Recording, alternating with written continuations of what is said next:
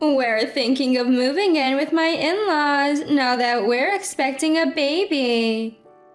My mom is still pretty young. She'd probably be happy to help with the housework and take care of her grandchild, right?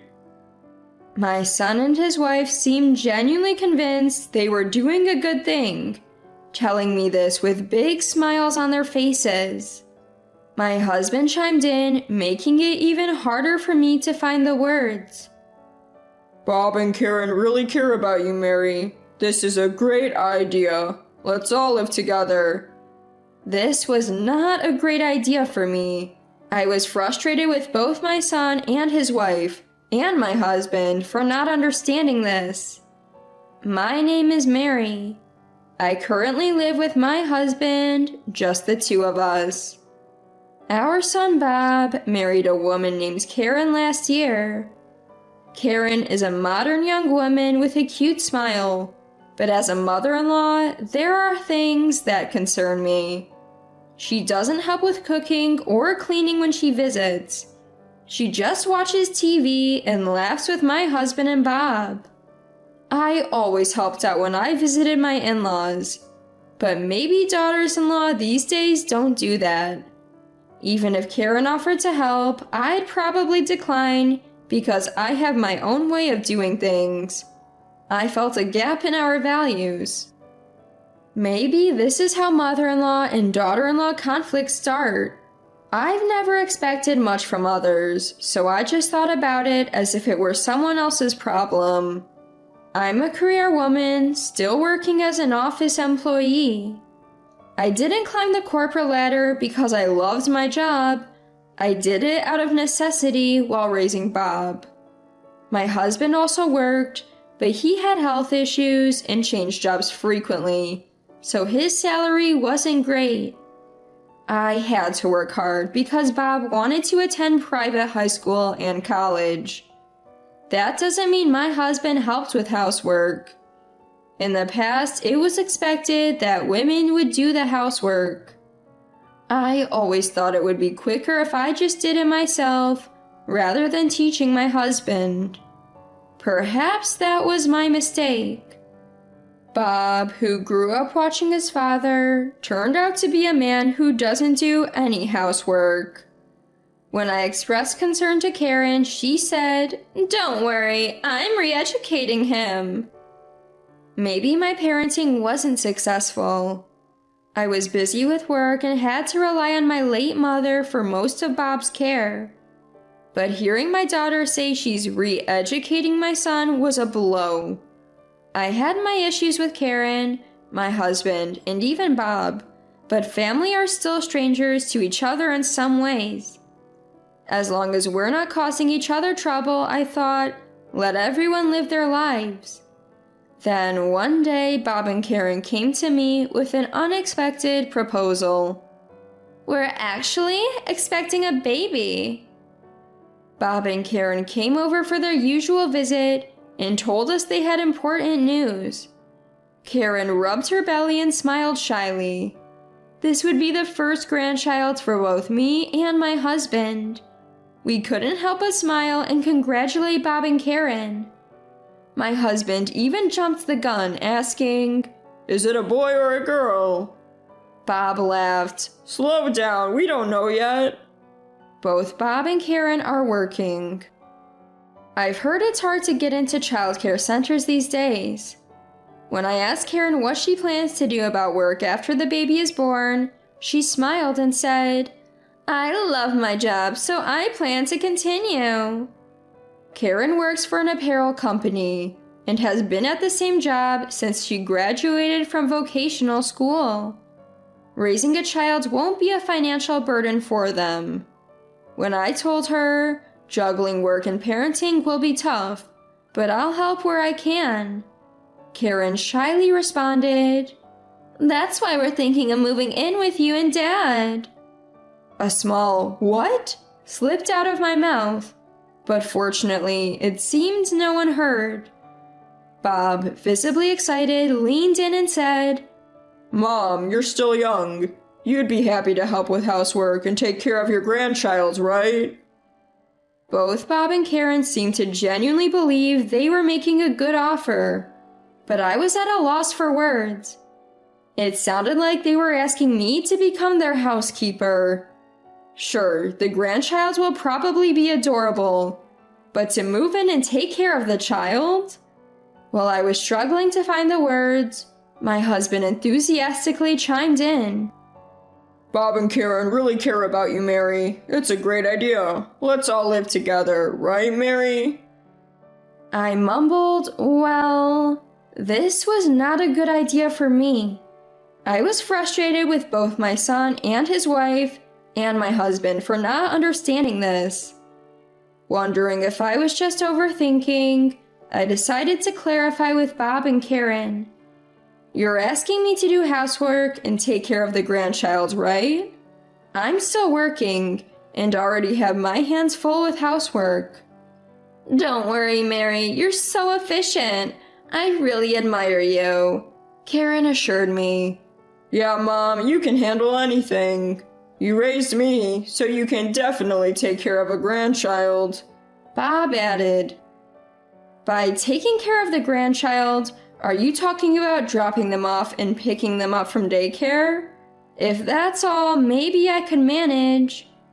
No, Mary, there's a shortage of daycare spots. We probably won't get one.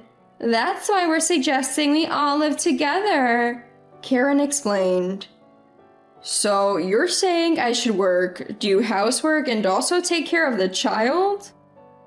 I couldn't help but let out a cold voice. Bob sensed my mood and hastily said, Mom, maybe it's time for you to quit your job. It'll be easier on you. He's underestimating what it takes to raise a child.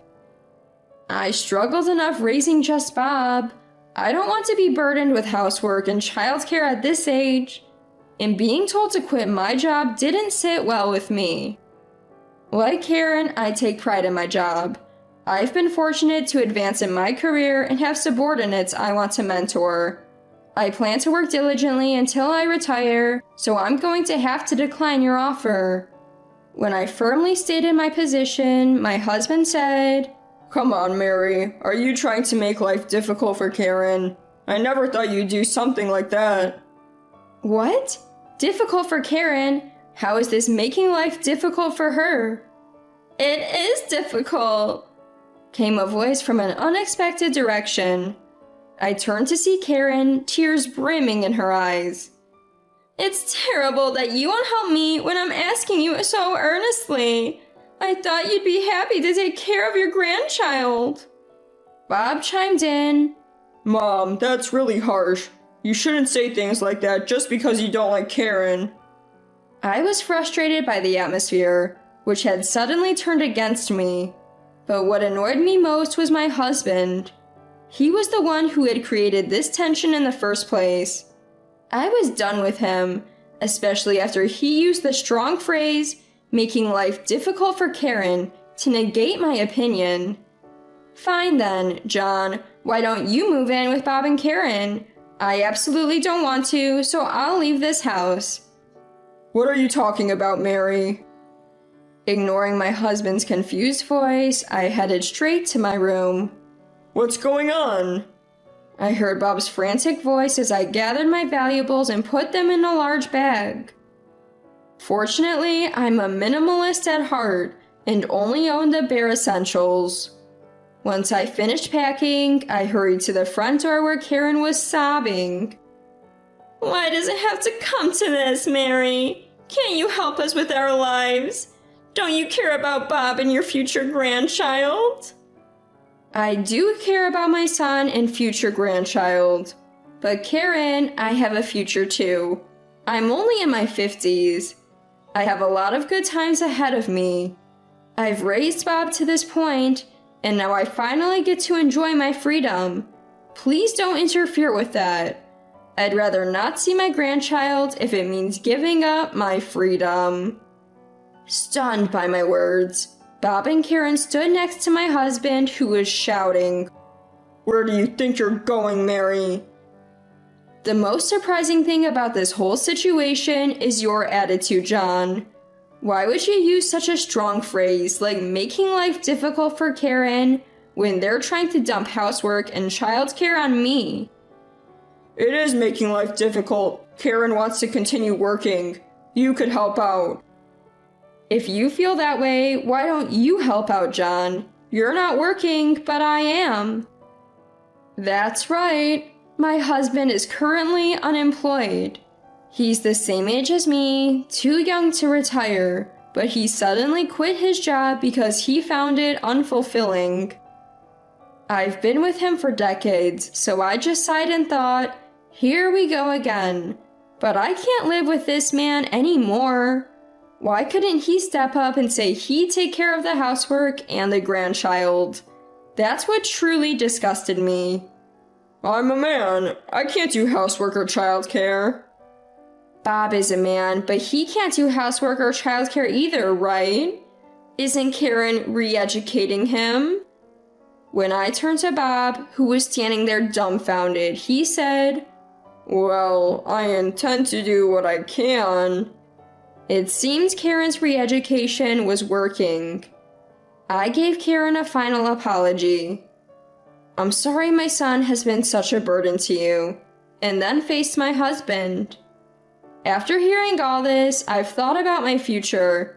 If I'm going to be stuck doing housework and taking care of a grandchild while John lounges around at home, then I'm not interested.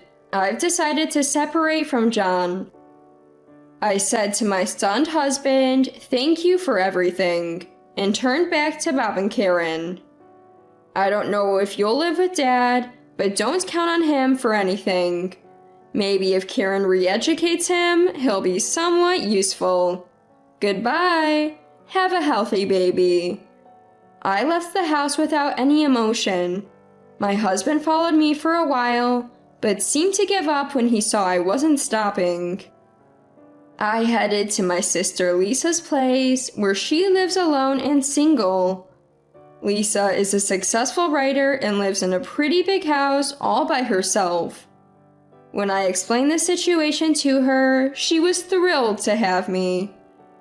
Welcome, sis, to this single life, she joked as she greeted me. Living with Lisa was the epitome of freedom. We cooked whatever we wanted, went out only when both of us felt like it, and it was no big deal if one of us didn't want to go. Our finances were separate, so as long as we contributed a set amount to the household, the rest was ours to spend freely. Feeling at home in this new lifestyle, I sent my husband divorce papers and even hired a lawyer. The divorce went through. Lisa and I threw a party to celebrate, indulging in snacks and chocolates we usually wouldn't eat. It felt like a return to our younger days. As I had expected, my husband, Bob, and Karen gave up on living together. It was Karen who wanted out, saying there was no benefit in living with a man who couldn't handle housework or child care.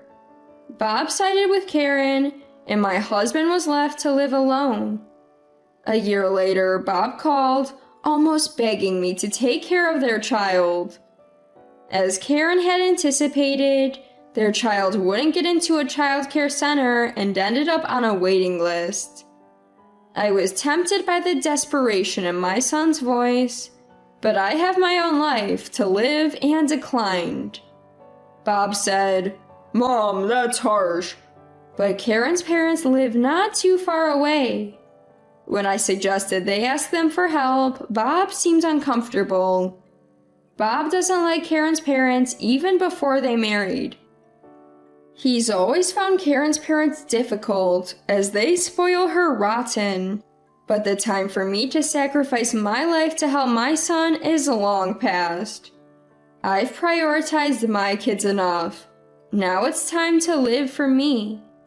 After telling Bob to figure things out for himself, I haven't heard from him. It felt lonely, but I was content with my newfound freedom. Years later, I retired and was able to pass the baton to a subordinate I had wanted to mentor. As I left my workplace, Surrounded by people and receiving a beautiful bouquet of flowers, I felt fulfilled. Now, what to do with the blank canvas of my future? Lisa suggested, let's go on a trip. She showed me a brochure for a round-the-world cruise. With my retirement fund and savings, and Lisa being a successful writer, we could both afford it. I never thought I'd consider going on a cruise, but as I looked at the brochure with Lisa, I felt excited about the future. I'm so glad I didn't sacrifice my freedom for the sake of my son's needs. My life is just beginning. I've decided to paint the rest of my life with only joyful colors.